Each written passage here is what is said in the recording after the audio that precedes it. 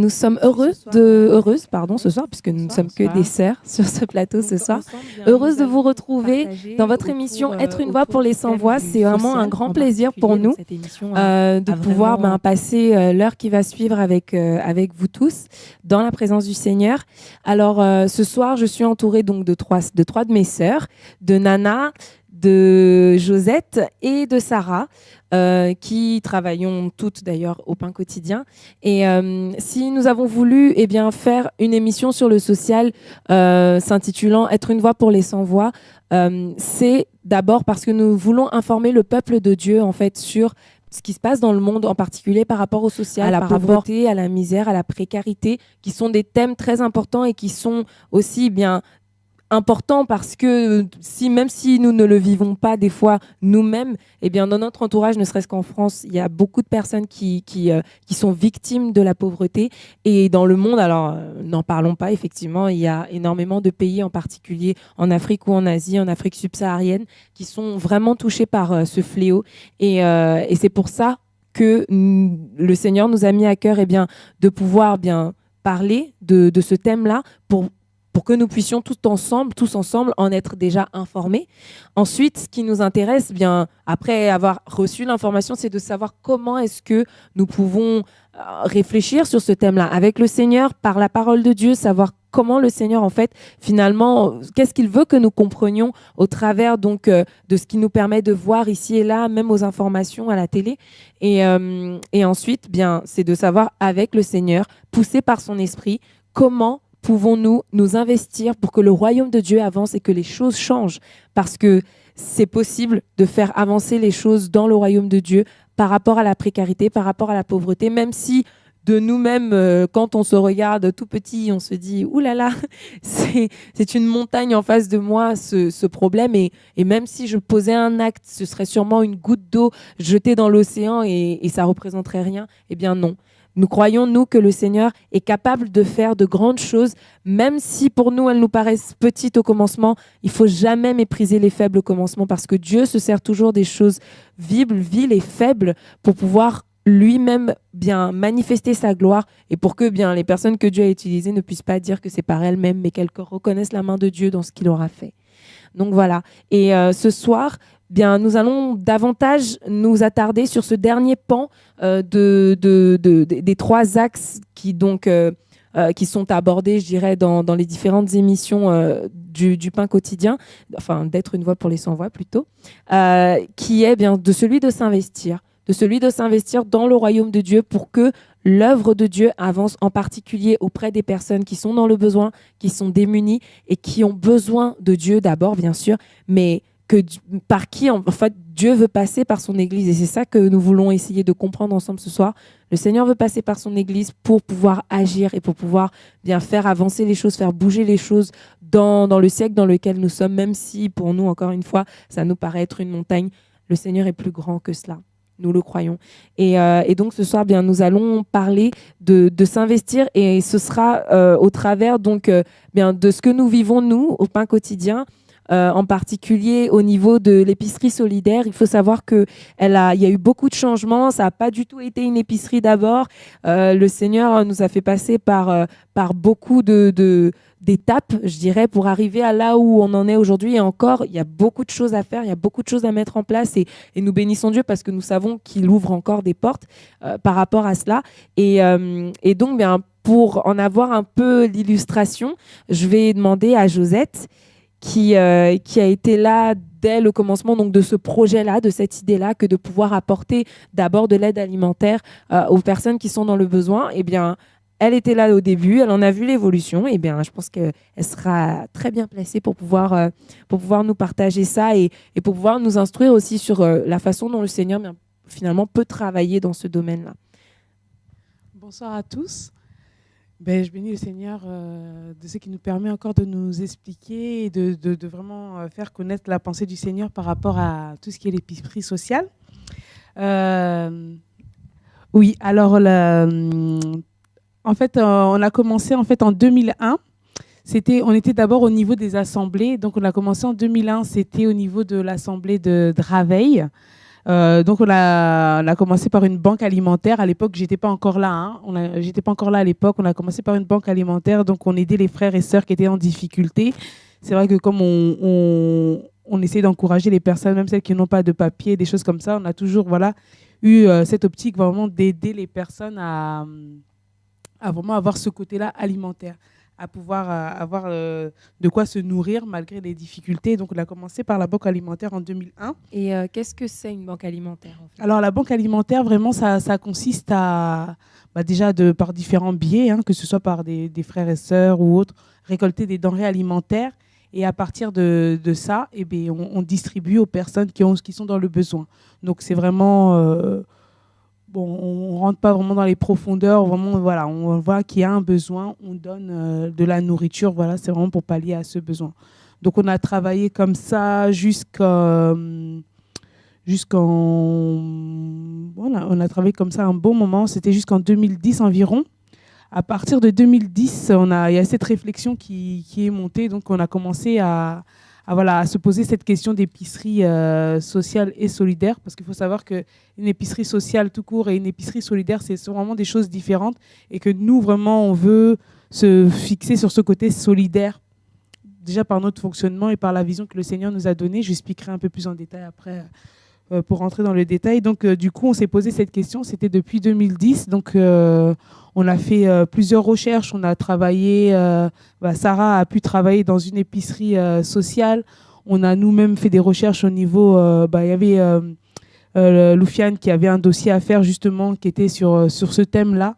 Donc, du coup, on a pu vraiment creuser, voir un peu près comment ça consistait, comment est-ce qu'on pourrait faire au niveau matériel, au niveau logistique, au niveau des personnes et tout ce qu'il nous faudrait en fait pour pouvoir faire les choses vraiment légalement.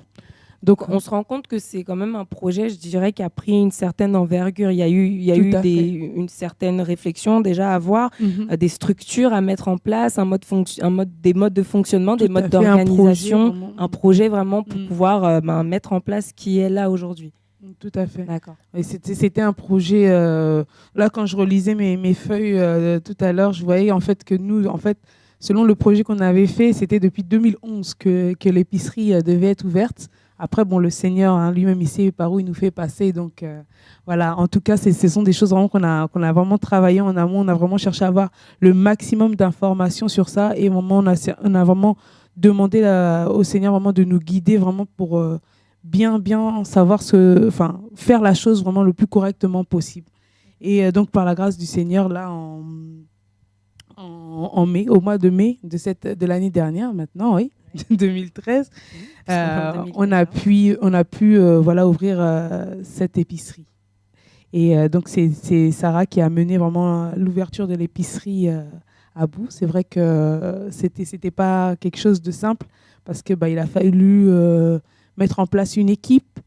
Il a fallu mettre en place une équipe qui pourrait vraiment, comme tu disais, s'impliquer dans le projet, travailler pour ce projet, tout en sachant que c'est quelque chose qui nous prend du temps.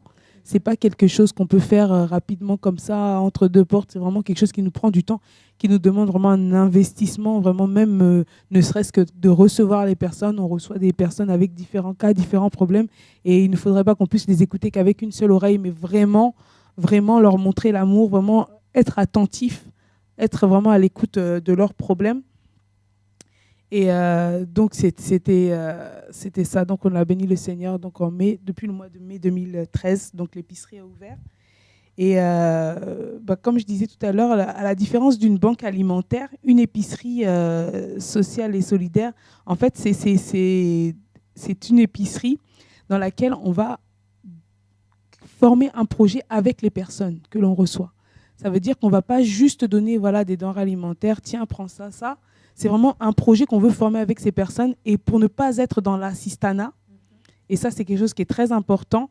Pas être dans l'assistanat qui veut dire je te donne et puis tu fais ce que tu as à faire et puis je ne fais pas.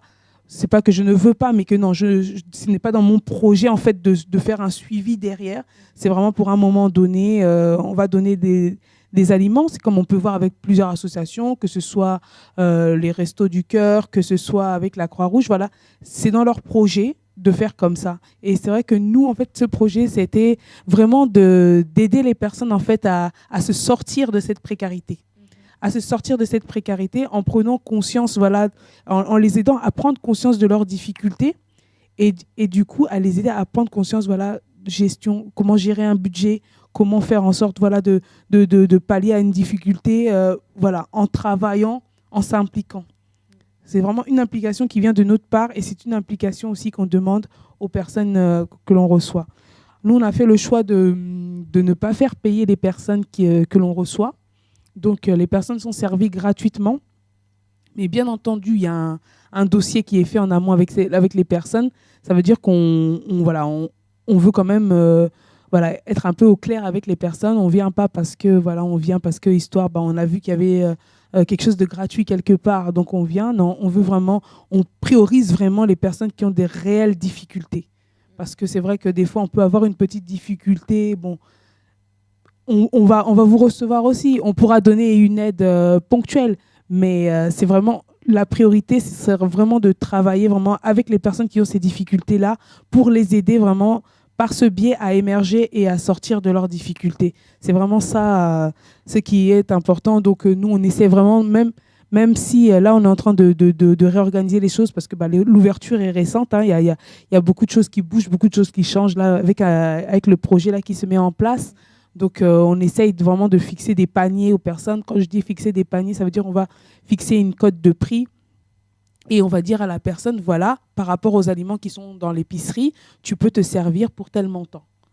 Et voilà, et comme ça, on travaille, voilà, cette personne va se rendre compte du coût des choses.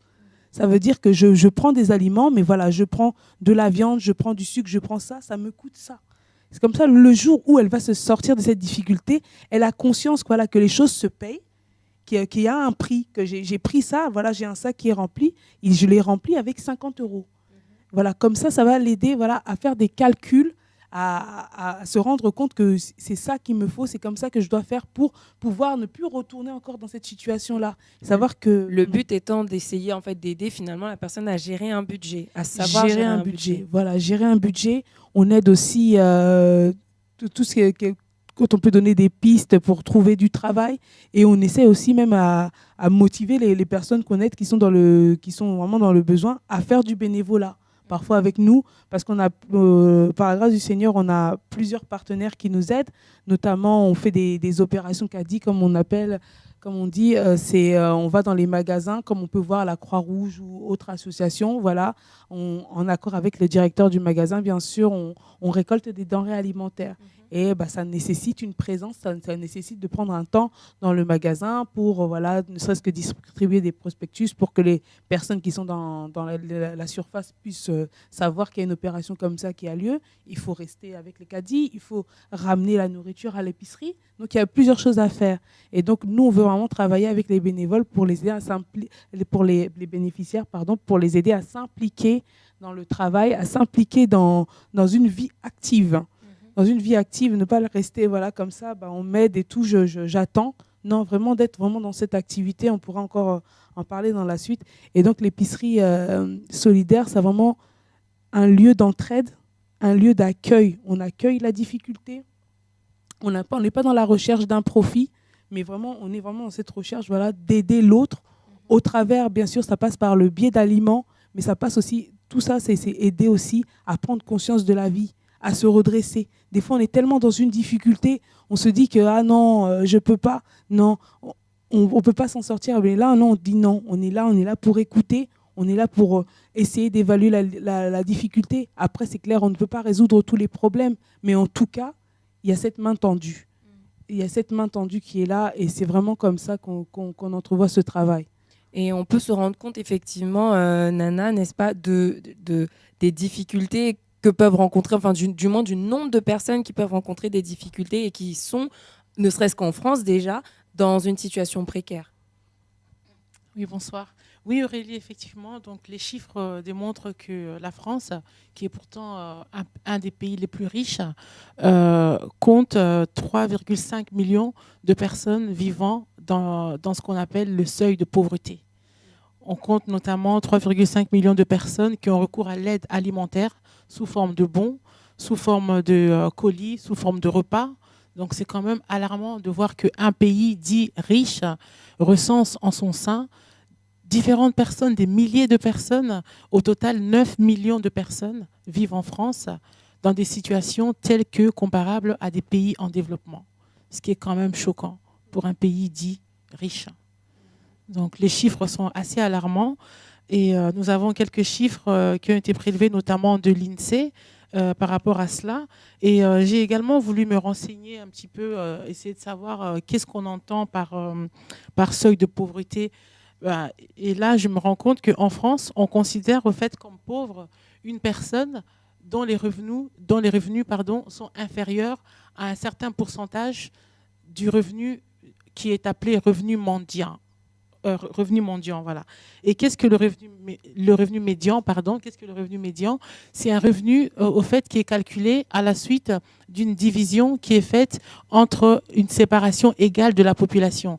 C'est-à-dire qu'on a d'un côté la population gagnant beaucoup et d'un autre côté une population gagnant moins. Et donc le calcul qui est effectué de là va nous faire ressortir ce qu'on appelle le revenu médian. Et ce revenu va déterminer à hauteur soit de 60% ou de 40%. C'est assez relatif. Donc, cela est simplement découle des statistiques. Les personnes qui vont gagner moins de 60% de ce revenu ou moins de 40% de ce revenu, en fonction des seuils, en fonction des différents pays, vont être considérées comme étant des personnes pauvres. Et il y en a en France 9 millions.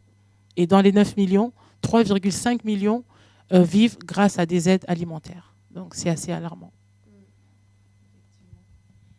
Et les personnes qui vivent donc, je dirais, avec ce seuil de pauvreté-là, si je ne me trompe pas, leur revenu tourne autour de 650 €. Exactement. D'accord. Donc sachant qu'en France, déjà on a payé le loyer. Sur 650 €, il reste pas beaucoup d'argent. Donc ça, c'est que le loyer. Je parle pas de manger, je parle pas de s'habiller, je parle pas de payer des fois les charges. Donc l'eau chaude, l'électricité pour le chauffage pour l'hiver. Et ça, c'est pour une personne. Donc quand on a une famille avec des enfants, finalement, je dirais que, allez, vers le 15 du mois, on se demande, bon, on fait comment pour terminer le mois sans trop de galères? C'est un peu ça. Hein. Et je pense que c'est de là que vient c'est de là que les travailleurs pauvres, en fait. C'est de là vraiment que sort ce terme, parce que de plus en plus, il y a des gens qui travaillent, qui dorment dans leur voiture. Moi, je sais on fait aussi des maraudes hivernales. On voit des gens qui ont un emploi, qui travaillent, mais non. Le soir, ils vont dormir au 115. Parce que le revenu qu'ils ont ne leur permet pas de subvenir totalement à leurs besoins. Mais c'est intéressant ce que tu dis, parce que on se rend compte aujourd'hui dans la société dans laquelle on vit que des fois, on a tellement l'habitude de voir des personnes qui sont soit SDF ou en train de faire la manche que finalement, c'est comme s'ils faisaient partie du paysage en fait. Et des fois même, moi j'entends, encore ce matin, dans le bureau dans lequel je travaille, j'ai entendu dire que les personnes qui veulent pas travailler, qui ne travaillent pas, c'est finalement parce qu'elles ne le veulent pas, ou que les personnes qui finalement sont dans la difficulté, c'est de leur faute. C'est un peu c'est un peu l'idée en fait qui est en train d'être amenée pour nous faire comprendre que écoute, il est là, mais c'est de sa faute quoi. Et c'est grave parce que déjà, de un, on n'en sait rien. On ne sait pas si c'est de sa faute ou pas. Et deuxièmement, même si c'était de sa faute, on ne sait pas pourquoi est-ce qu'il s'est retrouvé dans cette situation-là. Parce que quelqu'un qui perd son emploi, je dirais, du jour au lendemain, et à qui on ne propose que des... Par exemple, je ne sais pas s'il avait vraiment une formation, il a fait des études, je dirais, pour les gens qui font des études, qui font des masters et tout, qui ont 5 ans après le bac, qui travaillent comme des dingues à l'école pour pouvoir accéder à un emploi intéressant. Ils y arrivent. Et du jour au lendemain, ils se retrouvent au chômage. Et on leur demande ensuite, par exemple, je sais pas moi, de faire un travail, mais qui n'a strictement rien à voir avec tout ce qu'ils ont appris. Ils sont un peu déboussolés dans leur tête quand même. Ils se sentent aussi, je dirais, un peu pas méprisés, parce qu'aucun métier ne peut être méprisé, mais ils se sentent plus valorisés en fait. Tout ce qu'ils ont appris, tout ce qu'ils sont. Donc en fait, finalement, ça touche à leur personne. Et il y a des gens qui, comme ça, n'arrivent pas à s'en relever tellement ils tombent dans une dépression. Et tout le monde n'a pas, je dirais, la même combativité face à une difficulté. Il y en a qui tombent et qui sombrent parce qu'ils n'arrivent pas à se relever. Donc, on pourrait dire de cette personne que c'est de sa faute, elle aurait pu faire plus d'efforts, elle aurait pu je sais pas quoi, mais on ne sait pas ce qu'elle vit, on la connaît pas, on connaît pas son caractère, on ne sait pas d'où elle vient, on connaît pas son histoire, on peut pas se permettre d'indexer en fait la personne et de la laisser comme ça. Et malheureusement, encore une fois, je vous dis, ce matin même, alors qu'on était en train de réfléchir à ce thème et tout ça, il y a quelqu'un là où je travaille qui a sorti un truc comme ça, quoi, que en gros, il y en a, ils restent chez eux parce qu'ils pensent que toucher les minima sociaux, c'est plus intéressant que d'aller travailler. Et qu'en gros, ils profitent du système en France. C'est vrai, il y en a qui le font, ça c'est clair. Mais il y en a, c'est vraiment pas parce qu'ils veulent.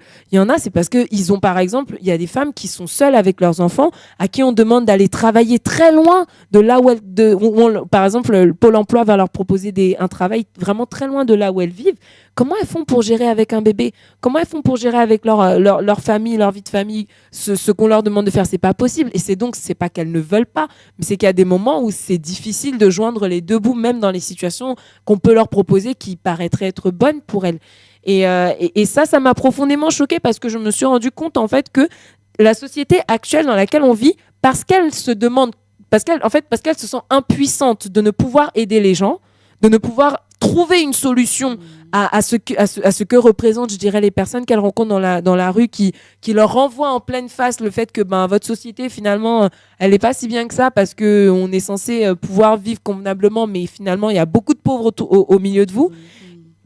Pour beaucoup, il y en a, ils ne se l'avouent pas, mais dans leur tête, c'est « moi, je ne peux rien faire, donc je vais considérer que c'est de sa faute ». Et c'est facile d'indexer l'autre. Et l'être humain, il est très fort pour ça. Hein. Tout à fait.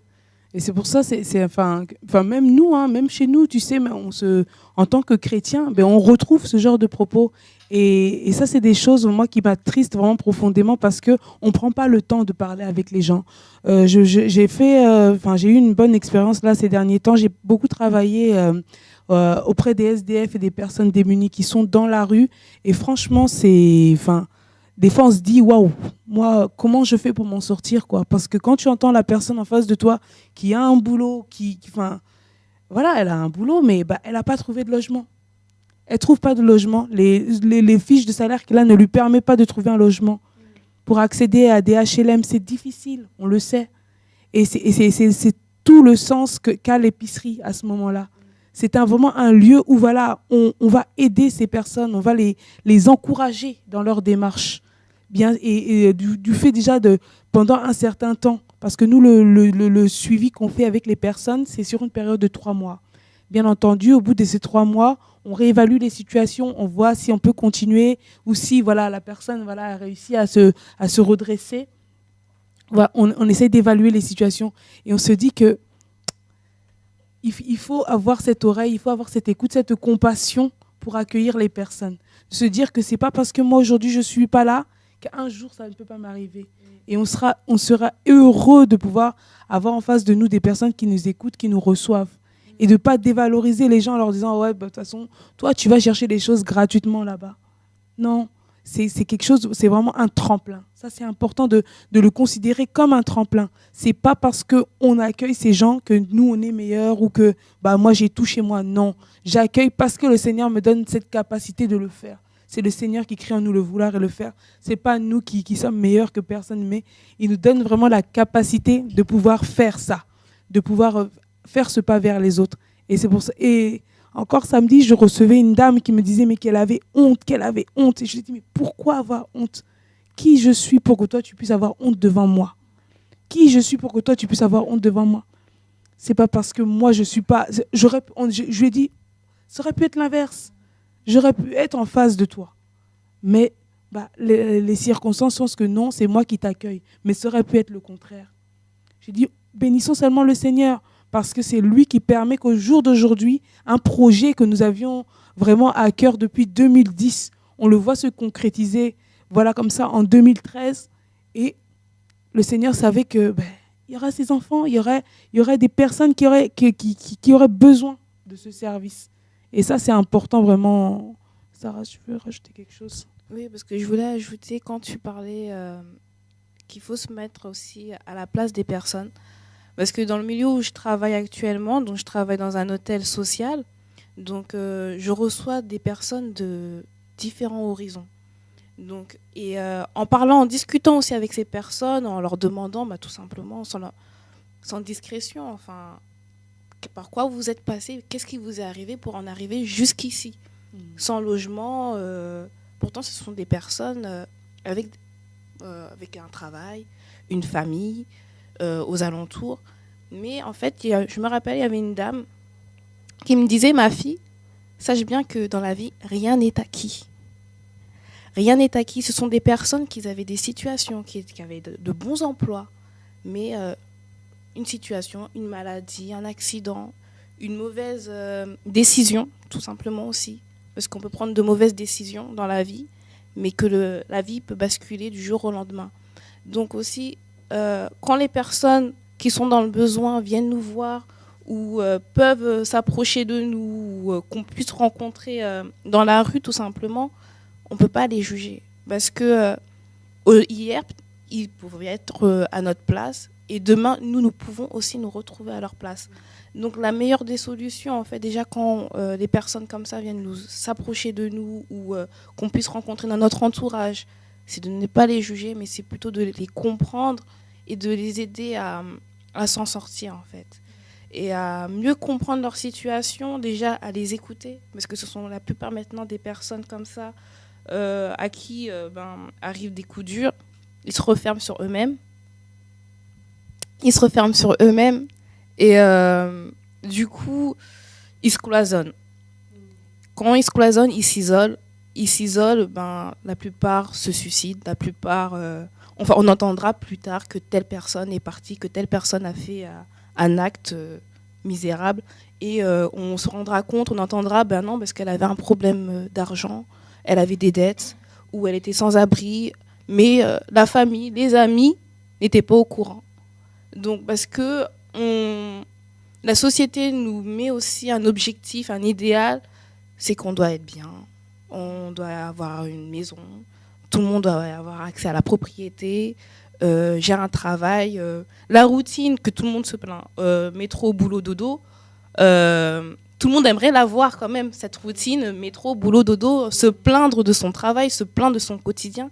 Une personne en difficulté ne peut pas se plaindre de je n'ai rien, je ne peux pas travailler. Bien sûr, elle va se plaindre envers les personnes qui pourraient peut-être lui donner de l'aide, mais les personnes autour diraient peut-être, mais de quoi tu te plains, tu es à la maison, tu perçois des aides, limite, tu devrais te retrouver complexé d'être aidé.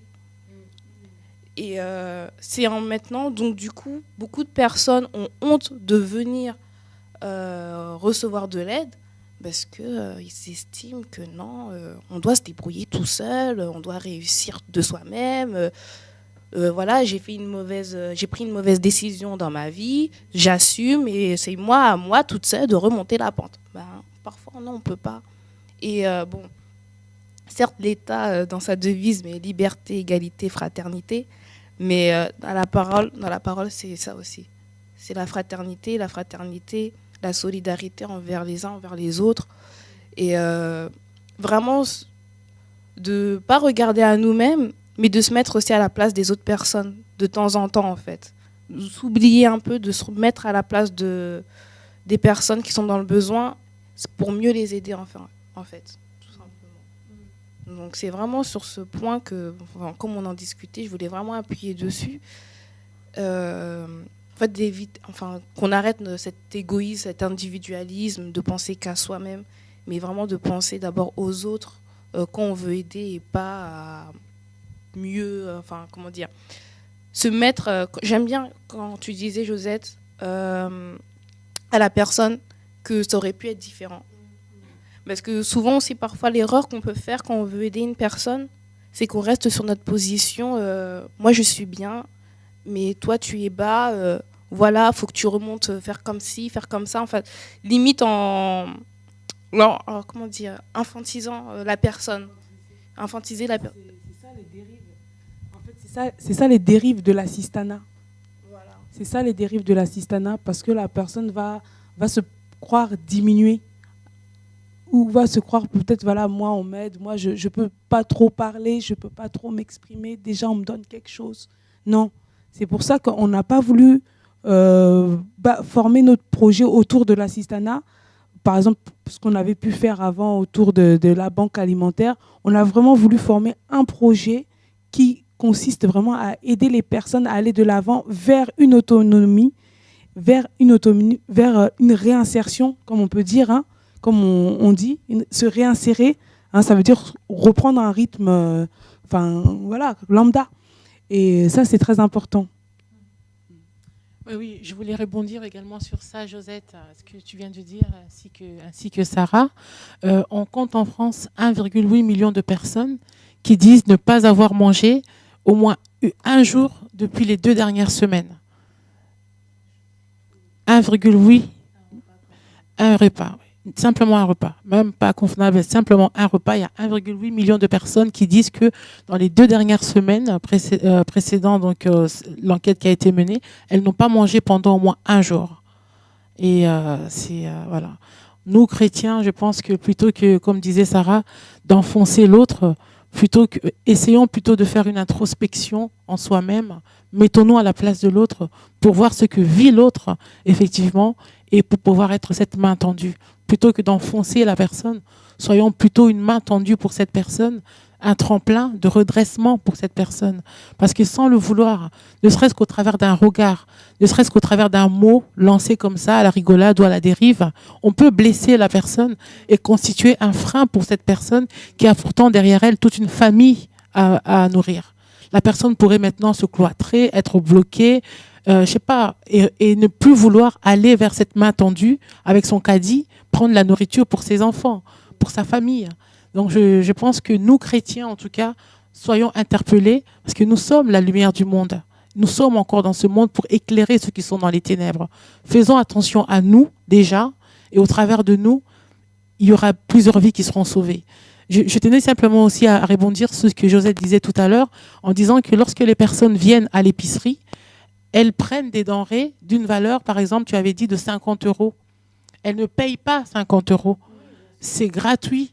C'est juste effectivement pour leur faire prendre conscience du coût de la vie, qu'elles restent en contact avec la vie, la réalité de la vie, afin que lorsqu'elles sortiront de ce gouffre, qu'elles sachent effectivement que ceci coûtera autant, ceci coûtera autant. Donc je tenais simplement à rebondir là-dessus. Telle ou telle somme pour manger, pour pouvoir nourrir mes enfants. Et ça, c'est important. Parce que quand on prend les choses comme ça, des fois, on se rend pas compte, en fait. On se rend pas compte qu'il y a un coût. Et quand on prend aussi les choses comme ça, on se rend pas compte que derrière, il y a des personnes qui sont parties chercher ces choses. Et savoir que moi aussi, je peux m'impliquer, moi aussi, je peux travailler. Un jour, peut-être aujourd'hui, j'ai pas le courage, mais un jour, si je m'en sors, je pourrais aussi essayer aussi de me mettre au travail, mettre en œuvre quelque chose pour les autres. Et encore une autre chose en fait que j'ai vue à l'épicerie dernièrement, c'est j'ai eu une maman qui est venue, donc c'était une maman. Donc comme d'habitude, hein, on voit combien de cette personne a d'enfants. Et cette femme avait 3 enfants. Et j'allais lui servir de la nourriture pour les enfants, donc des petits gâteaux, des choses comme ça. Et j'ai vu les petits pots, du coup je me suis retournée vers elle et je lui ai demandé « Mais quel âge ont vos enfants ?» Elle me dit qu'elle a un enfant, 17 ans, 20 ans et 22 ans. Je lui ai dit « Maman, tu as un enfant qui a 22 ans ?» J'ai dit « Et qu'est-ce qu'il fait ?»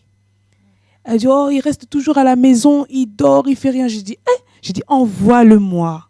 Envoie-le-moi samedi, il va travailler. » Parce qu'à 22 ans, il n'a rien à faire comme ça, en train de dormir. Et sa maman vient chercher à manger dans une épicerie.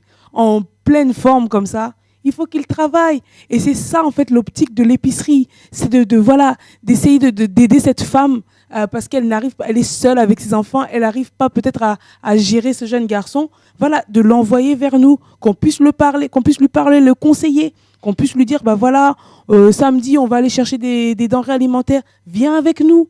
Voilà, pour qu'ils reprennent le goût de l'effort, le goût du travail. Et ça, c'est important. Et c'est comme ça qu'on fait sortir une personne de l'assistanat parce que, si on prend encore l'exemple du jeune garçon, il est chez lui, tranquillement allongé, et sa maman, elle lui achète des vêtements, il dort dans son lit, il est bien au chaud, il fait sa PlayStation, tranquille, et puis sa maman, elle se retrouve dans une épicerie en train de galérer. Non, il faut les aider à prendre conscience que la vie, ça coûte quelque chose. On n'a pas rien sans rien. La Bible même nous dit que celui qui ne travaille pas ne mange pas. Donc il faut donner le goût du travail, avoir une écoute aussi pour cet enfant, voir pourquoi est-ce qu'il est arrivé à ce niveau-là, de ne pas travailler, de rien faire, de rester comme ça chez lui. Non, il faut qu'on ait quelqu'un pour l'écouter, pour le conseiller et l'aider à aller de l'avant.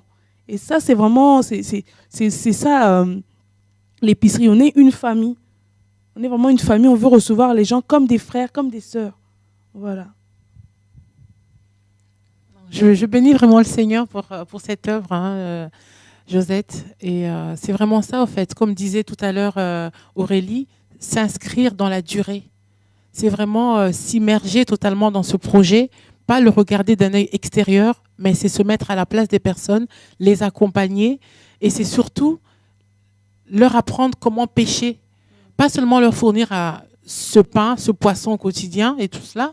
Oui, le Seigneur nous donne cette nourriture quotidienne dont nous avons besoin, mais nous autres, en tant que chrétiens, nous avons pour devoir également d'apprendre à l'autre comment pêcher afin que demain, la personne puisse se débrouiller elle-même et qu'elle puisse également transmettre ce savoir à ses enfants. Parce que comme tu l'as dit, comme le Seigneur nous l'a dit, que celui qui ne travaille pas ne mange pas. Mais là, effectivement, tu as eu raison de dire à cette maman d'envoyer son fils. Parce que peut-être que pour ce fils de 22 ans, c'est honteux de se rendre à une épicerie sociale, mais c'est simplement un problème de mentalité, un travail qui doit être fait à la source. On a parlé tout à l'heure de la source, de la cause des problèmes. Et je pense que cette oreille tendue que l'œuvre sociale donne également aux différentes familles au travers de l'épicerie solidaire et sociale est très importante, parce qu'on se rend bien compte qu'il y a par là un problème de mentalité à changer, un travail qui doit être fait au niveau de l'instruction des personnes que nous recevons. Et cette instruction, si elle n'a pas été transmise aux enfants par leurs parents, ben nous sommes là également pour leur transmettre cela. Et je bénis vraiment le Seigneur pour ce qui est fait.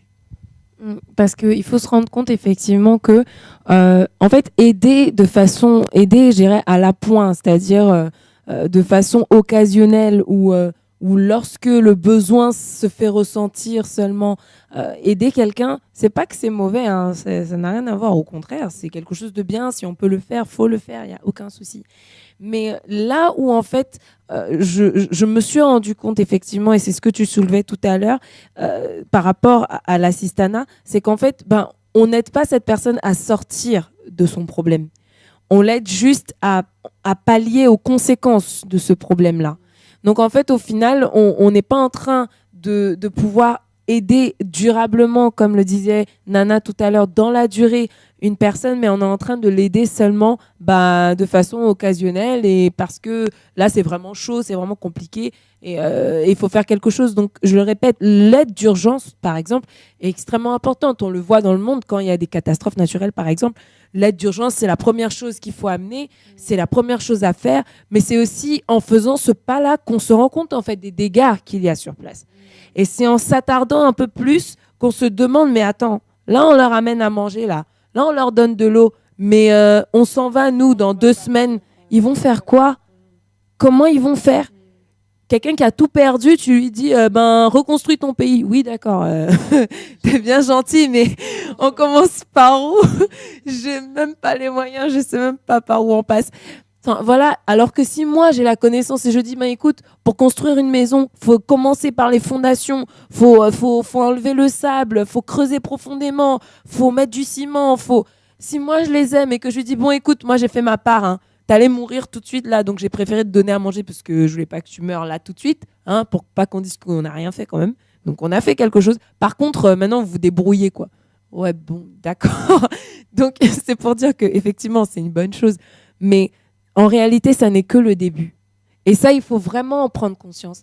Et j'aimerais en fait interpeller tous les enfants de Dieu qui nous écoutent, et que ce soit en direct ou qui nous écouteront quand l'émission sera rediffusée, c'est de vraiment prendre conscience que si le Seigneur nous donne en fait d'être sur terre, dans l'époque dans laquelle nous vivons, avec les difficultés que rencontrent toutes les personnes qui sont déjà autour de nous, je dirais, en France, et qui sont parmi ces 6 millions de personnes, et au-delà de nos frontières, dans le monde entier, toutes les personnes qui souffrent de la malnutrition, de la pauvreté, franchement, en fait, il y a tellement de travail à faire, il y a tellement de choses à faire que je me suis vraiment rendu compte qu'on ne pouvait pas simplement s'arrêter sur l'aide d'appoint, c'est-à-dire l'aide où on essaie juste de pallier aux conséquences de la pauvreté, mais qu'il fallait réellement en fait prendre conscience que ce qu'il nous faut, c'est nous attaquer directement aux causes de cette pauvreté-là. Et peu importe en fait là où le Seigneur nous placera, ça peut être de différentes manières, mais il faut vraiment en fait qu'on ait ça à l'esprit. Pourquoi ? Parce que c'est en faisant cela que l'on va pouvoir réellement lutter contre cette pauvreté. Parce que sinon, on n'en sortira jamais. De toute façon, effectivement, même le Seigneur le dit, les pauvres, il y en aura demain, hein, il y en aura toujours, c'est pas le problème. Mais moi, je me demande en fait, face à ce qui se passe, face à ce que nous constatons, nous, enfants de Dieu, autour de nous ou dans le monde, quelle est notre attitude ? Moi, c'est ça que je me pose comme question parce que je me dis, mais le Seigneur nous regarde, hein. Le Seigneur, du haut de son trône, il nous regarde et on sait très bien que Jésus est tout à fait suffisamment puissant pour claquer des doigts et que tout le monde, qu'il n'y ait plus de problème et que nous, finalement, on n'aurait rien à faire.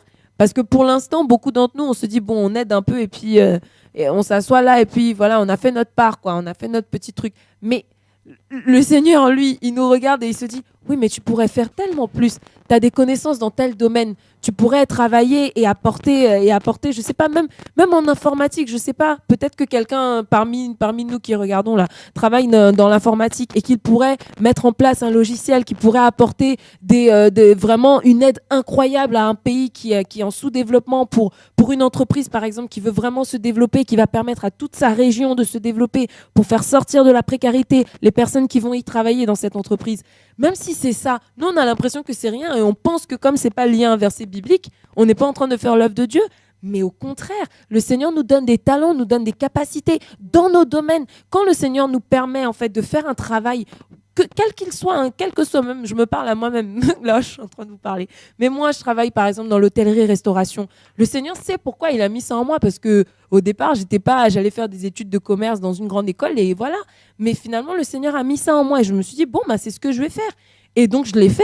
Et aujourd'hui, je me dis, mais comment finalement, pourquoi le Seigneur me met là ? Pourquoi est-ce qu'il permet ça ? Et je me rends compte qu'avec les capacités que j'ai, je pourrais apporter énormément. Avec les connaissances que j'ai par rapport à la façon de s'alimenter, à la façon d'allier les aliments pour avoir une alimentation saine qui, d'ailleurs, en sachant que l'alimentation, c'est la première façon de soigner quelqu'un, dans le sens où les personnes, quand elles sont bien nourries, et je dirais nourries avec des éléments vraiment sains pour elles et tout ça, elles tombent beaucoup moins souvent malades. Donc ça règle déjà beaucoup de soucis.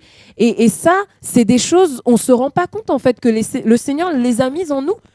Et le jour où on va mourir et qu'on va se retrouver en face de lui, chers frères et sœurs, j'ai pas envie que le Seigneur me dise, oui, tu savais faire à manger ou tu savais conseiller sur tel ou tel aspect, j'ai mis tel projet en face de toi et tu t'as dit, non, mais non, hein, moi je dois m'occuper de ma famille, j'ai pas le temps. Franchement, j'ai vraiment pas envie en fait que le Seigneur me dise ça un jour et je me dis, si nous appartenons à Christ, si nous avons donné nos cœurs à Jésus et que nous disons que nous voulons faire comme lui, vraiment attachons-nous en fait à nous demander, Seigneur, avec tout ce que tu as mis en moi, comment est-ce que je peux faire briller ta lumière dans ce monde ?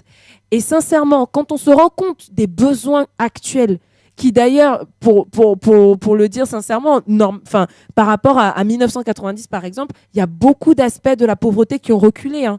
Ça, c'est une réalité. Néanmoins, il en reste quand même énormément. Mais c'est pour dire que c'est comme si on n'avait rien fait. Et pourtant, ça a quand même évolué dans un bon sens, hein. Mais c'est comme si on n'avait rien fait. Parce que quand on regarde l'état actuel des choses, on se dit, mais c'est incroyable. Le nombre de personnes à aider, le nombre de choses à faire.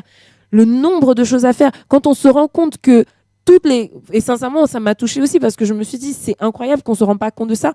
En fait, je me suis rendu compte au travers d'un livre que lorsqu'on nous parle de quelque chose qui est proche de nous, c'est-à-dire qui fait partie de notre culture ou qui s'est passé dans notre quartier, alors là, ça va nous toucher, là, on va se dire, oh, parce qu'on se dit tout de suite, mais punaise, ça aurait pu être moi, ça aurait pu être mon fils, ça aurait pu être ma fille, ça aurait pu être ma petite sœur, ça aurait pu être moi, ça aurait pu m'arriver. Et là, on se sent concerné tout de suite, on est interpellé dans notre conscience, on se dit, waouh, faut faire quelque chose, ou alors on se sent indigné par la nouvelle qui nous est donnée. Je sais pas, si un enfant se fait renverser dans la rue et puis que le gars s'en va, la première chose que moi je vais dire, mais si ça se passe dans ma rue, mais attends, mais ça aurait pu être mon petit frère, ça aurait pu être moi, et le mec il se barre et il en a rien à faire. Et enfin voilà, donc ça c'est un exemple parce que c'est proche de moi. Mais quand on nous parle du fait que toutes les 2 minutes, il y a un enfant qui meurt de malnutrition dans le monde, tout de suite là, Il y a un grand silence et on se dit « Ah oui, c'est vrai. Ouais, mais bon, c'est loin de moi. » Et on ne se rend pas compte, en fait, de l'importance que ça peut avoir aux yeux du Seigneur. Le Seigneur, lui, quand il regarde la terre, il ne regarde pas juste ma petite vie, hein. Il regarde la terre entière et il voit toutes les souffrances, il voit tous ces enfants qui crient, il voit toutes ces femmes qui pleurent parce qu'elles ont perdu leur mari et qu'elles n'ont plus rien et qu'elles ne savent même pas comment s'en sortir. Il y a certains pays où quand les femmes perdent leur époux, mais toute la famille vient, s'accapare de tout et c'est fini parce que la culture est comme ça. Et que le mari, il a eu beau travailler pour sa famille, sa descendance et sa femme, ils n'auront rien et ils vont vivre dans la rue. Et la femme va peut-être se retrouver à vivre dans un marché où, comme on l'a vu avec une association qu'on connaît, qui est Villa Samuel, il y a des femmes qui se font violer la nuit dans ces marchés-là. Mais elles n'auraient jamais cru qu'en perdant leur mari, elles se retrouveraient dans cette situation un jour, à 60 ans passés pour certaines. C'est incroyable. Quand on y pense, on se dit mais c'est pas possible, ça ne peut pas arriver. Eh bien si, c'est des choses qui arrivent. Mais en fait, comme c'est loin de nous, on n'est pas trop concerné. On se sent pas touché en fait par cela. Et c'est important en fait qu'on se rende compte que aujourd'hui, avec la mondialisation qui s'est mise en place, toutes les frontières, je dirais, ont été un peu, les frontières se sont éloignées un peu des pays les uns des autres. Et au final, on se retrouve comme effectivement dans un grand village, je dirais. Donc ça, bien sûr, c'est pour l'avènement de l'homme impie aussi, on le sait bien sûr. Néanmoins, ça nous fait nous rendre compte qu'on ne peut pas dire qu'on n'est pas au courant. On peut pas faire comme si on ne sait pas. Ça, c'est pas possible. L'information actuellement est tellement à notre portée, ne serait-ce que par Internet. Il suffit de taper dans Google un mot et c'est bon, on a toute l'information dessus. Là, on sait tout de A à Z, comment ça a commencé, comment ça a évolué et comment ça se termine. On sait exactement. Donc, on ne peut pas dire que c'est parce qu'on ne savait pas. Et à cause de cela, parce que la connaissance, comme le Seigneur l'a dit, dans la fin des temps, la connaissance, donc en général aussi la connaissance sur tout en général va augmenter, eh bien c'est une réalité et c'est ce que l'on vit. Et par rapport à cela, qu'est-ce que nous on fait ? Qu'est-ce que l'Église fait ? Et en cela, je crois qu'il est très important et c'est pour ça qu'on a voulu aborder ce soir, prendre comme exemple, je dirais, l'épicerie solidaire, parce qu'on se rend compte en fait que pour que ce projet soit mené à bien, il a fallu de la réflexion. Il a fallu, d'abord, bien sûr, que le Seigneur nous le mette à cœur, mais il a fallu de la réflexion. Il a fallu effectivement qu'il y ait une structure qui se mette en place, il y ait une organisation qui se mette en place. Il a fallu de la foi. Il a fallu prier pour ça. Il a fallu s'investir. Et il a fallu croire que, oui, de notre, je dirais, petitesse, dans le sens où on n'a pas beaucoup de moyens, on ne sait pas trop comment on va faire, néanmoins, nous servons un grand Dieu.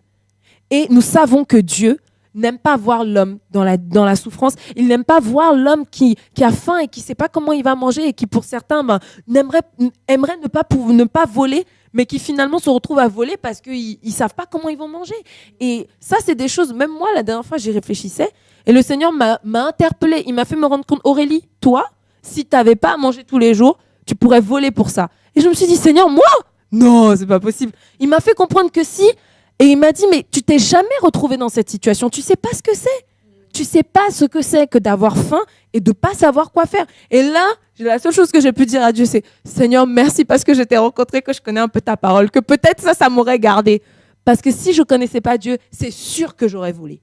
Et pourtant, c'est pas ce qu'on m'a appris dans mon éducation. Et enfin voilà. Mais c'est dire en fait à quel point on est tous en fait potentiellement des victimes d'une situation compliquée et on est tous potentiellement capables d'avoir une attitude qui n'aurait pas honoré Dieu parce qu'on est dans une difficulté. Et ça, il faut bien s'en rendre compte. Et c'est pour ça qu'il faut aller combattre non pas les conséquences de la précarité, de la pauvreté, mais plutôt la source, savoir d'où ça vient. Mais ce que tu viens de dire là, ça me touche énormément, Aurélie, parce que moi-même, je me suis retrouvée dans ce cas. En fait, quand on était jeunes, les parents avaient des difficultés financières et on s'est retrouvés à un moment, j'avais tellement faim. Je suis sortie de la maison, je me suis dit non, là, il faut que je trouve à manger. Et je suis rentrée dans un magasin, là, Lidl à l'époque, et puis je suis rentrée, j'ai vu une tablette de chocolat, j'ai mis dans mon manteau et je suis sortie de ce magasin parce que j'avais faim. Et donc, on peut mesurer à quel point... Et j'étais toute jeune, hein, je devais avoir 10, 11 ans, un truc comme ça. J'étais toute jeune. Et là, on se rend compte à quel point, oui, manger, c'est important. Parce que, regardez à quelle extrémité est-ce que ça peut pousser. On ne m'a pas arrêté, mais j'ai volé. J'étais voleuse à cette minute-là. Parce qu'on avait faim. Et c'est pour ça que je veux rebondir sur le fait que nous, on travaille avec des partenaires comme Carrefour actuellement. On travaille aussi avec des partenaires comme Lidl. On bénit le Seigneur pour ça. Et ça nous aide à nous rendre compte là, tout ce qui est gaspillé, tout ce qui est jeté, alors qu'il y a des personnes qui ont faim et qui en arrivent à voler même. À voler des aliments, à voler des choses parce que on a faim. Et en rien, je veux justifier que ce n'est pas une bonne idée. Et justement, c'est pour ça que les épiceries sont là. Il y a des épiceries solidaires ici et là. On peut en trouver. Et tout ce qui est des cas d'urgence, en tout cas, même chez nous, en tout cas, quand il y a une urgence, on tend la main. Il n'y a pas de souci. On est là pour aider les personnes. On est là pour écouter. Et on ne laissera pas une personne qui vient nous voir et qui a faim repartir comme ça, le ventre vide. Et c'est pour ça que de telles structures sont importantes. Et c'est pour ça qu'il faut vraiment que même quand on est chez nous, quand on achète plein de choses, notre frigo est bien rempli, là, bien costaud, on se complaît dans ça. Et bien après, on va aller jeter plein de choses à la poubelle parce que c'est passé la date, j'ai pas mangé, je veux plus ça. Mais non, il y a des gens qui ont faim. Donc même nous, quand on fait nos courses, et c'est ça vraiment l'optique là, de l'épicerie, même quand tu achètes quelque chose, tu prends les choses qui sont nécessaires pour vivre, nécessaires pour se nourrir. On peut toujours se faire des petits plaisirs, il n'y a pas de souci, mais ce sont des choses qui sont nécessaires. Et de plus en plus, nous, on tend vraiment avec nos bénéficiaires, justement, à proposer des menus, à proposer des recettes, vraiment, et quand ils sont en train de faire leurs courses, vraiment, leur ouvrir les yeux sur l'importance des fruits, des légumes, des choses comme ça qui sont saines, qui sont bonnes, au lieu de toujours prendre des chocolats, des choses comme ça. Vraiment, c'est travailler vraiment sur l'éducation aussi alimentaire, des choses vraiment qui sont essentielles. Effectivement. Et donc, par rapport à ça, en fait, par rapport à tout ce qu'on a pu dire, on aimerait partager un verset ensemble qui se trouve dans 2 Rois, à partir du chapitre 4, où on va rencontrer ici, donc c'est l'histoire d'une femme qui n'avait pas de quoi payer ses créanciers, donc elle s'était retrouvée donc avec des dettes. Et elle avait des garçons et elle devait s'en occuper, sauf que le créancier était venu donc pour la menacer. Il fallait absolument qu'elle puisse donner l'argent. Et elle savait pas comment faire. Elle savait pas comment faire et parce qu'elle était pauvre, elle n'arrivait pas à rembourser sa dette. Elle était dans une situation compliquée. Et en fait, elle va rencontrer Élisée. Et donc, je commence à partir du verset 1. La Bible nous dit, dans 2 Rois 4, au verset 1, « Une femme d'entre les femmes des fils des prophètes cria à Élisée en disant, « Ton serviteur, mon mari, est mort, et tu sais que ton serviteur craignait l'Éternel. Or, le créancier est venu pour prendre mes 2 enfants et en faire ses esclaves. » Élisée lui dit, « Que puis-je faire pour toi? Dis-moi, qu'as-tu à la maison ?» Elle répondit, « Ta servante n'a rien du tout à la maison, qu'un vase d'huile. » Et il dit, « Va demander au dehors des vases chez tous tes voisins, des vases vides, et n'en demande pas un petit nombre. Quand tu seras rentré, tu fermeras la porte sur toi et sur tes enfants, tu verseras dans tous ces vases et tu mettras de côté ceux qui seront pleins. » Alors elle le quitta. Elle ferma la porte sur elle et sur ses enfants. Il lui présentait les vases et elle versait. Lorsque les vases furent pleins, elle dit à son fils, « Présente-moi encore un vase. » Mais il lui répondit, « Il n'y a plus de vase. » Et l'huile s'arrêta. Elle alla le rapporter à l'homme de Dieu et il dit, « Va vendre l'huile et paie ta dette. Et tu vivras, toi et tes fils, de ce qui restera. » Amen. Et ici, donc, on peut se rendre compte, je pense effectivement, de l'exemple qu'Élisée, prophète de Dieu, va donner du fait d'aider quelqu'un, non pas à seulement sortir d'un problème sur le coup là, mais sur le long terme. Parce qu'en fait, cette femme donc avait un mari qui est décédé. Et lorsqu'il est décédé, cette femme a eu des dettes.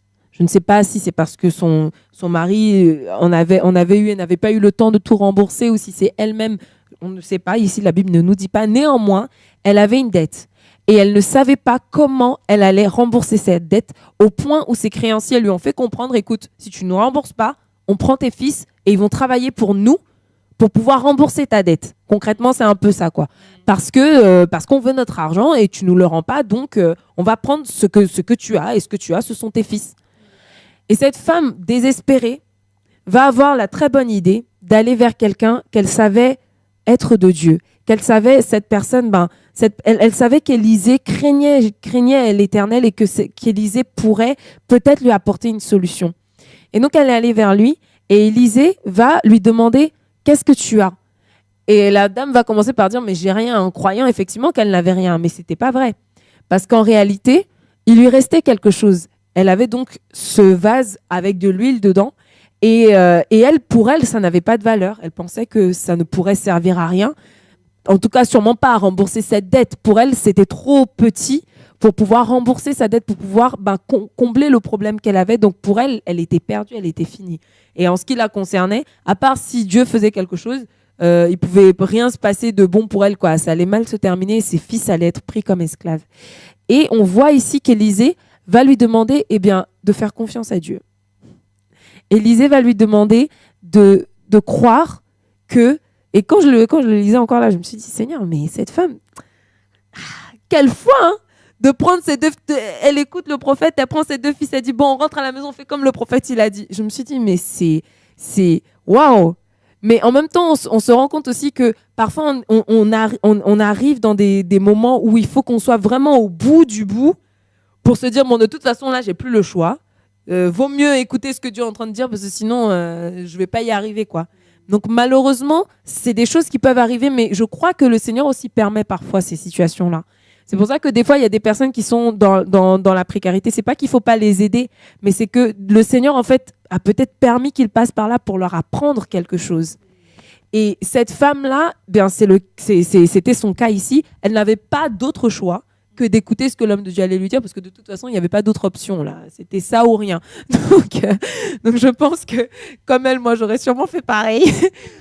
Elle a mis sa confiance dans ce qu'Élisée lui a dit, et même si ça peut paraître totalement inconcevable qu'en n'ayant qu'un seul vase d'huile, on en ait plein d'autres, parce qu'il lui dit en plus, il ne faut pas en prendre un petit nombre, hein, tu vas en chercher vraiment le maximum que tu peux, quoi. Tu prends tout ce que tu peux, tu prends. Ok, donc elle prend tout.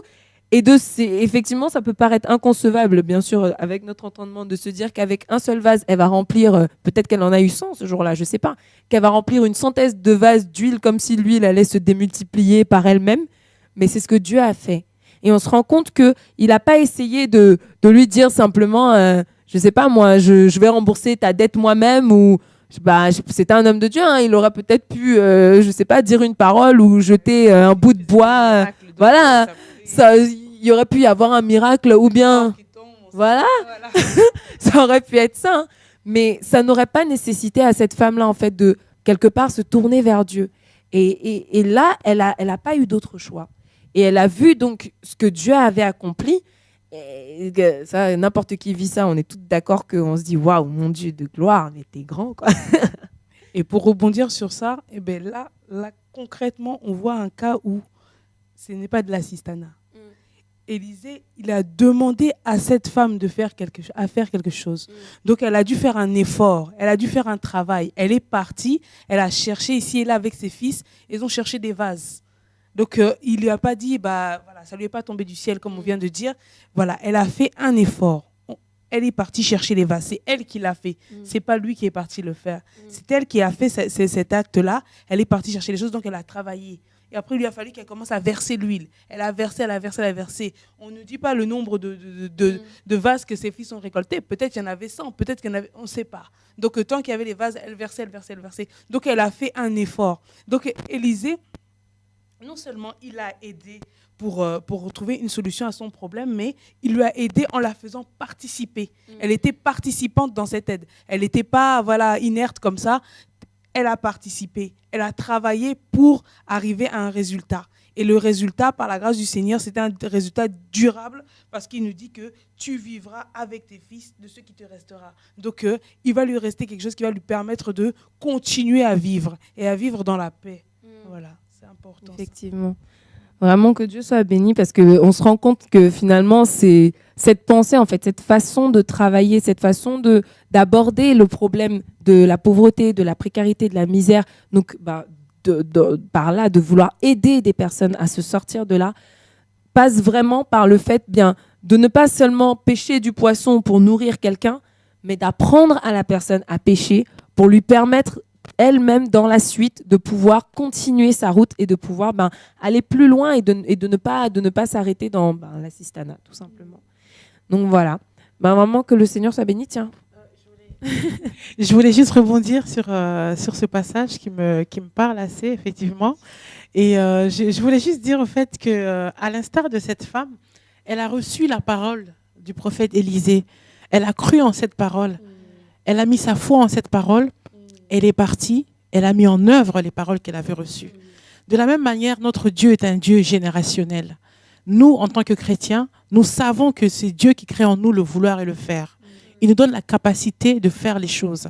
Et donc, de la même manière que Dieu est un Dieu générationnel, nous savons par cela qu'au travers de nous, au travers de nos vies, au travers de notre vie sur terre, Dieu veut aider et sauver d'autres personnes. Dieu veut travailler avec nous, collaborer avec nous. Et donc, il nous a placés là, pas pour rien. En chacun de nous, Dieu a déposé des talents. Alors, à nous de nous poser la question, que faisons-nous de ces talents? Est-ce qu'on les enterre? Est-ce qu'on les multiplie? Est-ce qu'on s'en sert pour aider les autres? Donc, je voulais vraiment tirer cette sonnette d'alarme parce que là, cette femme, elle a écouté la parole, elle a assimilé la parole, elle a mis en œuvre cette parole. Et nous également, au travers du pain quotidien, on essaye, en tout cas, tant bien que mal, par l'aide de Dieu, par sa grâce, d'aider les autres à réaliser le potentiel qu'il y a en eux, afin pas seulement de les assister, mais de leur apprendre, afin que eux également, à l'instar de cette femme, puissent aller et faire, apprendre à faire, leur transmettre un certain savoir. Et voilà, je tenais vraiment à rebondir là-dessus. Eh bien, nous avons... Tu voulais ? Si on peut évoquer un peu la journée type au niveau Bien sûr, tout à fait. Donc, pour expliquer, par exemple, comment se passe une journée à l'épicerie solidaire, donc le grenier solidaire à Courcouronne, les personnes viennent. Donc, pour les nouvelles personnes, donc ceux qui nous écoutent et qui sont dans le besoin ou qui connaissent des personnes qui sont dans le besoin éventuellement. Donc, nous prenons les personnes qui viennent pour la première fois en entretien, on va dire ça comme un entretien. Mais bon, c'est une manière d'écouter la personne, pas dans le brouhaha ou pas au milieu de beaucoup de personnes. Donc, la personne vient, si possible, avec une pièce d'identité, avec des justificatifs de ses charges et de ses revenus, si elle en a. Dans cet entretien, on est amené à discuter avec la personne. Quand la personne elle nous parle, avec ce qu'elle nous dit, en fait, on considère réellement quelle était peut-être la cause de son problème. Donc, certes, on joint aux conséquences, donc à une aide alimentaire à côté, mais avec l'écoute, ça nous permet de vraiment creuser et de savoir si on peut la cause, la réelle cause de sa situation. Par la suite, on essaye si on peut, y remédier, en lui donnant des conseils, ou sinon la rediriger si on peut, bien sûr en se cadrant sur la parole. Puis par la suite, la personne est amenée à revenir, ou le jour même, si c'est possible, à avoir un colis alimentaire. Donc nous procédons par horaire. Donc nous sommes ouverts de 11h à 16h le samedi.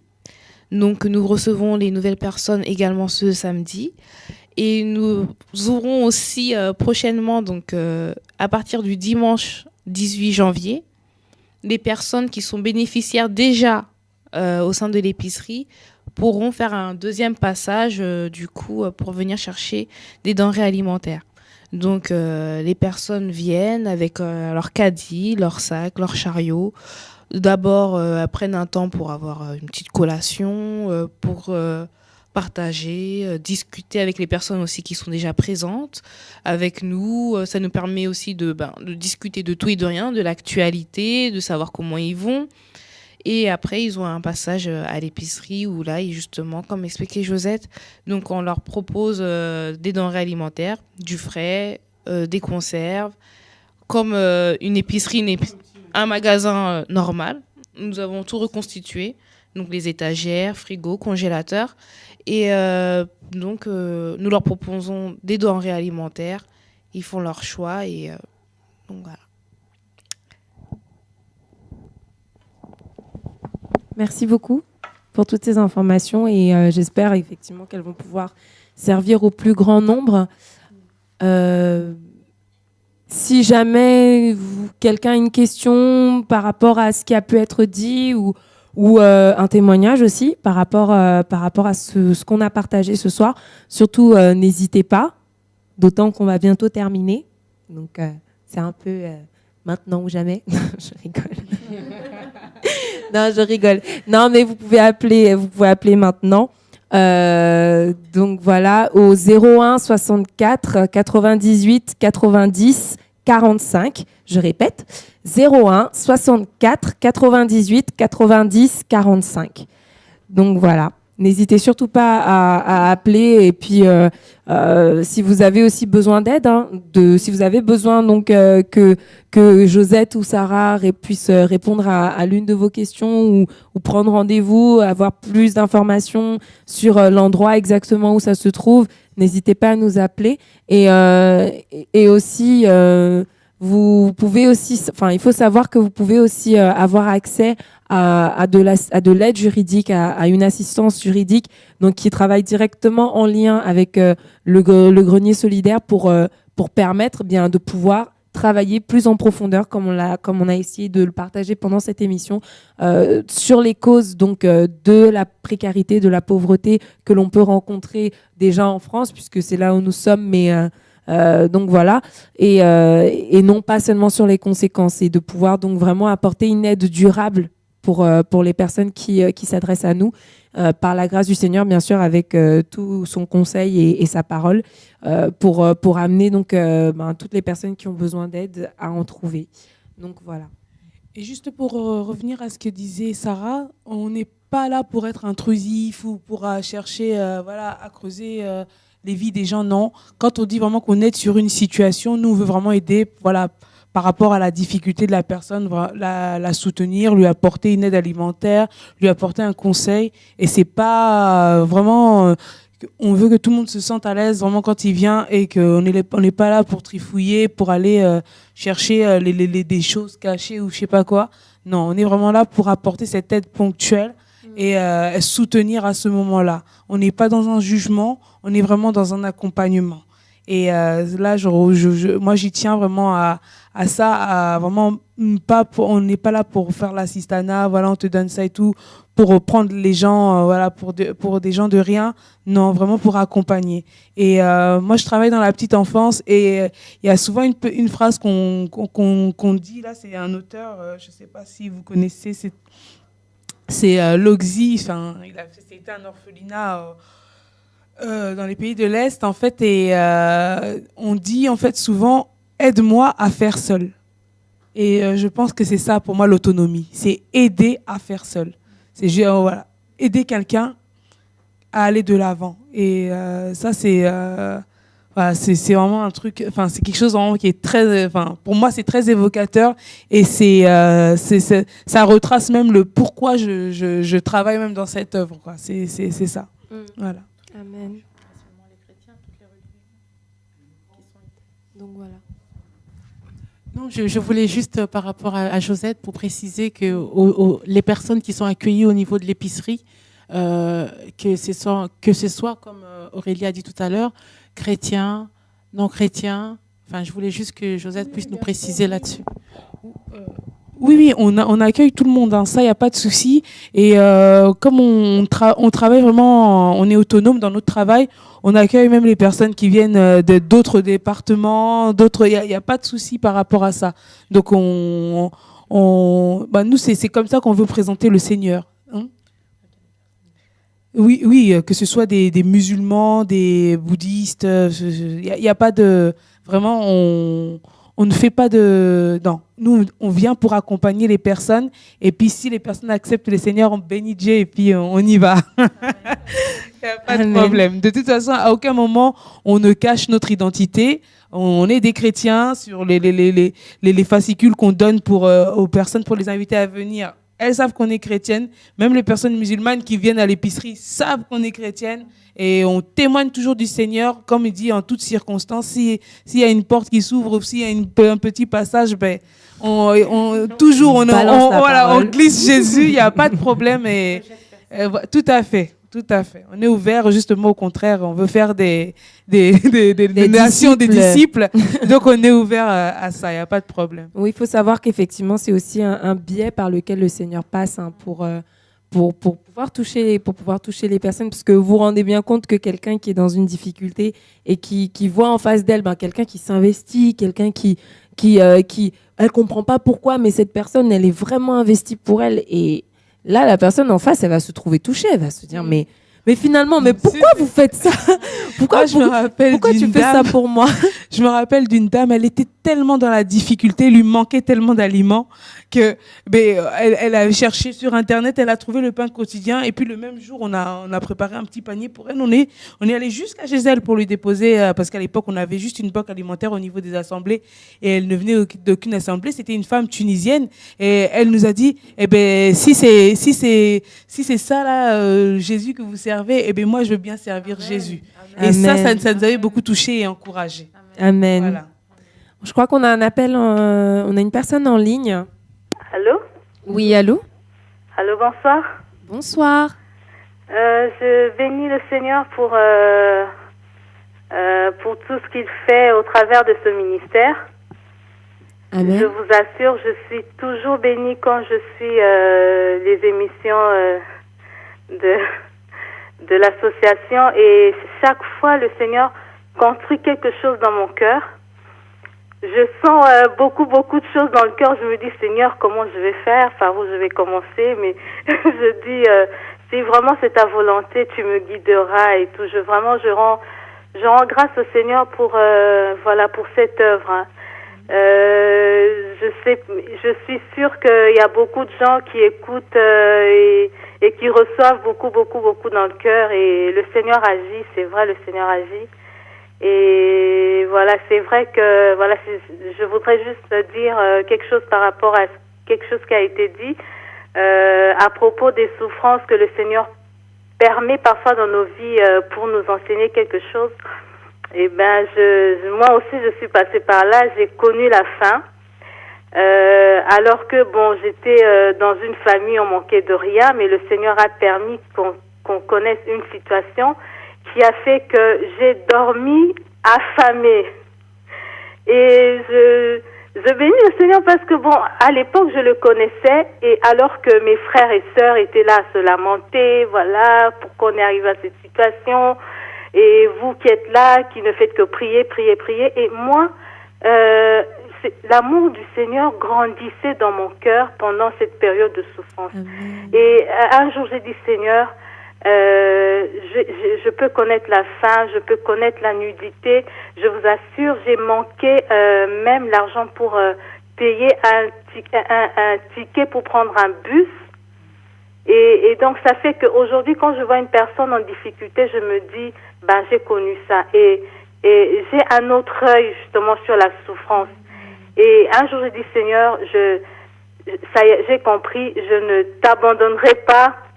Malgré la faim, malgré la nudité, j'ai dit, Seigneur, s'il te plaît, là, que voilà, c'est bon, j'ai compris. Et voilà, du moment que j'avais saisi cette leçon que le Seigneur voulait me faire comprendre, ça s'est arrêté. Et puis, tout le temps, je n'ai plus jamais connu la faim.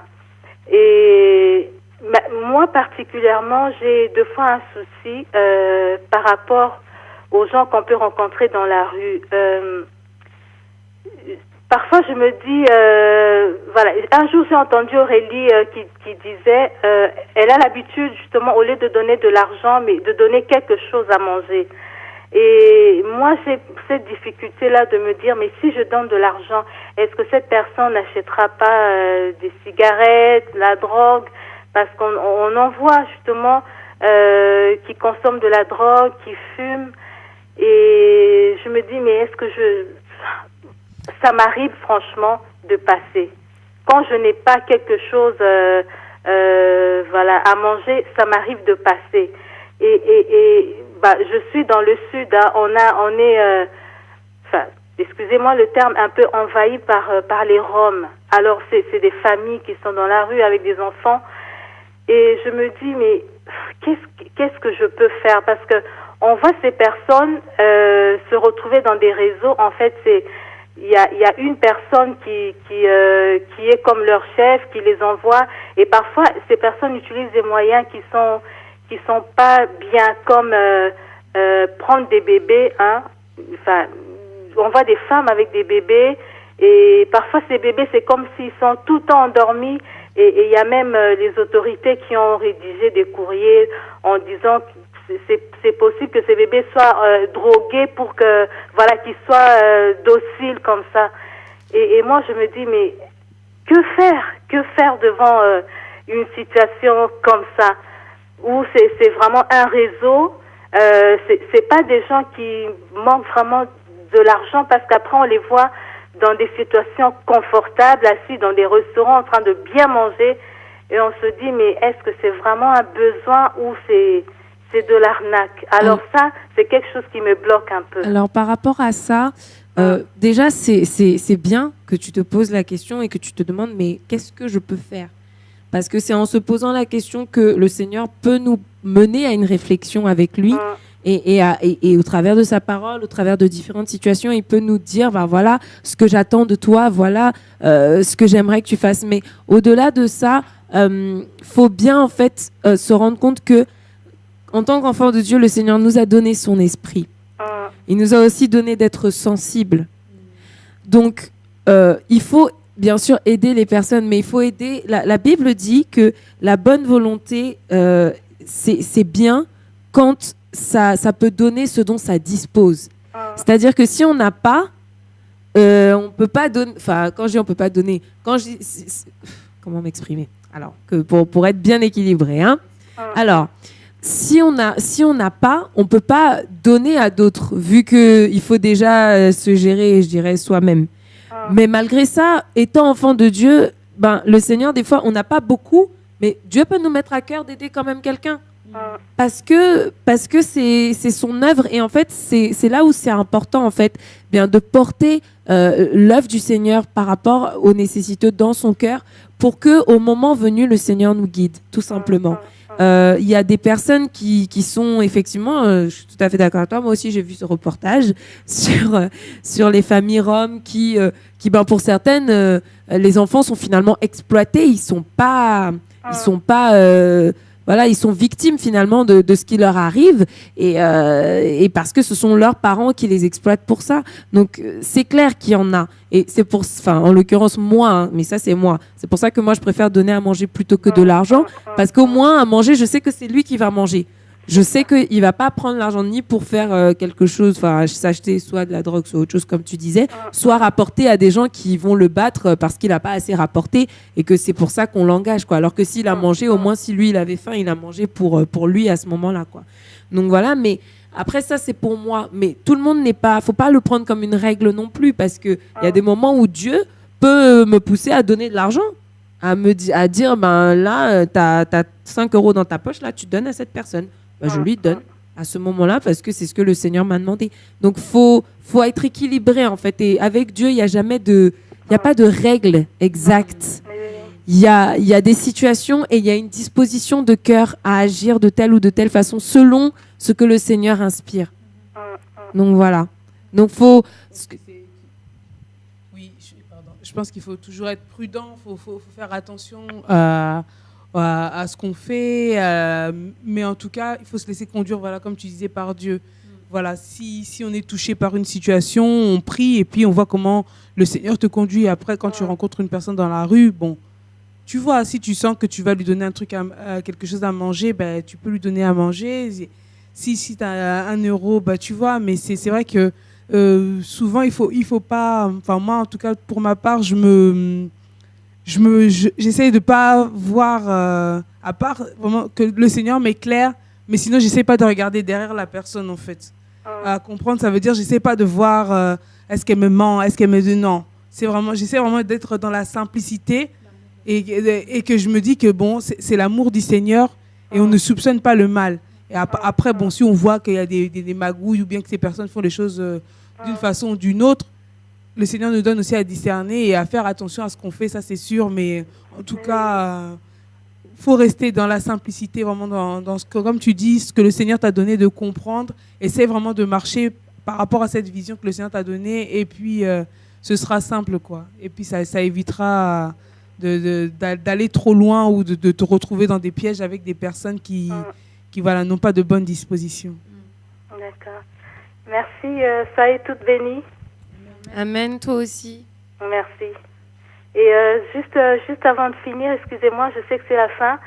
En fin 2012, j'ai fait un songe où il y avait plusieurs personnes, mais il y avait surtout Aurélie.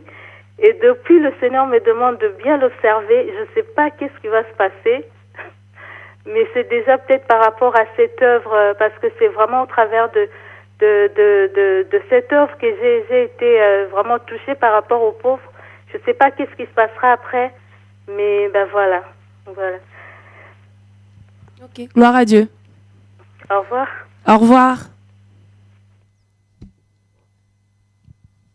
Est-ce que quelqu'une d'entre nous a quelque chose à rajouter?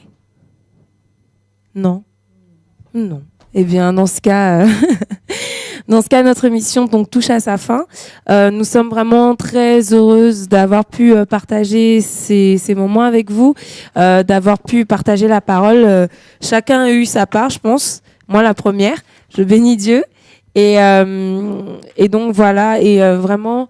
Alors pour juste quelques infos par rapport donc à ce qui nous concerne. Donc bien sûr nous retrouvons dans 2 semaines pour une autre émission.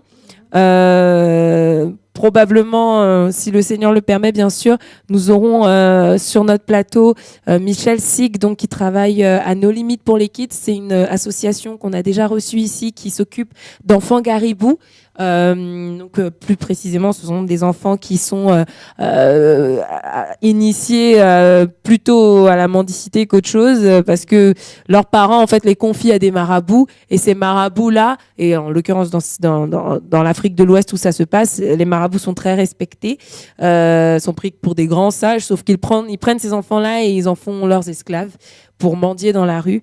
Et donc voilà, et donc le travail de cette association, c'est de tirer ces enfants de la rue et de les amener bien à avoir une enfance, je dirais, un peu normale, et surtout de leur parler de Christ pour les amener au Seigneur, bien sûr. Donc voilà. Donc ça, ce sera dans 2 semaines. Nous aurons aussi une newsletter qui sortira ce mois-ci et qui tiendra lieu de bilan un peu aussi annuel de nos activités, vous permettant bien et nous permettons aussi à nous de faire un feedback et un flashback de tout ce qui s'est passé cette année avec le Seigneur, de tout ce qu'il a accompli, en l'occurrence par l'épicerie solidaire. Franchement, on est les premiers abasourdis de ce que le Seigneur a fait, de la façon dont il nous a surpris, voilà quoi, et de se rendre compte que quand on accepte de mettre en pratique la parole de Dieu, même dans la façon de servir Dieu, eh bien Dieu nous accompagne. Et ça, c'est vraiment magnifique, mais vraiment quoi. Donc j'encourage tout le monde à faire comme ça. Et aussi, en ce moment, donc nous mettons en place des maraudes hivernales. Donc nous allons rencontrer des sans-abri dans la rue avant qu'ils n'aillent, qu'ils essayent, du moins parfois, parce que certains malheureusement n'arrivent pas à avoir un endroit où dormir au chaud la nuit. Donc en l'occurrence pour eux, on aimerait en fait avoir davantage de sacs de couchage et pour ça, si jamais vous avez chez vous des sacs de couchage ou que vous avez à cœur d'en acheter, n'hésitez pas à nous les faire parvenir. Vraiment, ça sera d'une très grande utilité. Pour avoir fait une maraude, je peux vous dire que ça brise vraiment le cœur de voir quelqu'un qui attend là depuis des heures pour essayer de rentrer dans le bus et d'aller dormir au chaud et qui finalement n'ira pas dormir au chaud et sait pas où elle va dormir. Et pouvoir lui donner un sac de couchage, on se dit bon, au moins elle va pas dormir, voilà quoi. S'il y a un grand froid, ça va aller. Parce que franchement, je dis, des fois il fait froid, moi j'aimerais vraiment pas dormir dehors quoi. Donc ça a vraiment une grande utilité et quand on distribue en fait lors de ces maraudes les sacs de couchage aux personnes qui n'arrivent pas à avoir un endroit où dormir au chaud, on essaye aussi de distribuer des Bibles. Et on essaye de le faire, de les distribuer dans plusieurs langues parce qu'on rencontre beaucoup d'étrangers en fait, parmi aussi les SDF. Et le but, c'est d'annoncer la parole de Dieu parce que nous savons que nous seuls, tout seuls, là, on n'a pas la solution, ça c'est clair. En revanche, on sait que Jésus est la solution pour toutes les personnes qui se tournent vers lui, pour toutes les personnes qui accepteront de mettre leur confiance en lui. Le Seigneur est là et même d'ailleurs pour ceux qui ne croient pas en lui, il les garde quand même. Donc voilà, mais pour ceux qui accepteront de mettre leur foi, leur espérance en lui, le Seigneur pourra vraiment les sortir de là. Et c'est vraiment ce qu'on essaye de faire, de leur annoncer l'évangile que nous, on a reçu, avec bien sûr accompagné de l'amour de Dieu. Donc voilà, c'est tout, je crois. Vous pouvez nous retrouver sur notre site internet sur pain-quotidien.org. Donc voilà. Et pour avoir davantage d'informations par rapport à l'épicerie aussi, pour avoir l'adresse exacte, les numéros de téléphone, les informations, si vous voulez nous envoyer un mail, que vous avez une demande quelconque ou une question, si on peut y répondre, on le fera. N'hésitez surtout pas. Donc voilà. Et en ce qui concerne le mail, vous pouvez nous l'envoyer à pain.quotidien.association@gmail.com. Donc voilà. Donc je crois que nous avons tout dit pour ce soir. Que Dieu soit béni pour ces moments. On vous retrouve dans 2 semaines. Passez une très bonne soirée et que le Seigneur vous garde. Amen.